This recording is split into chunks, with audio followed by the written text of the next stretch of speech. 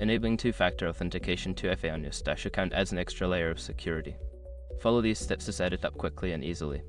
Step 1. Log into your account. Visit the Stash website or open the app and log in using your credentials. Ensure that you have access to your email or phone number linked to your account.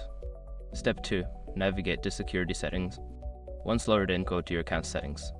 Look for the Security or Privacy section where you can manage your security features. Step 3. Select two-factor authentication. In the Security settings, find the option for two-factor authentication. Click on it to begin the setup process. Step 4. Choose your authentication method. You will typically have options such as SMS or an authenticator app like Google Authenticator.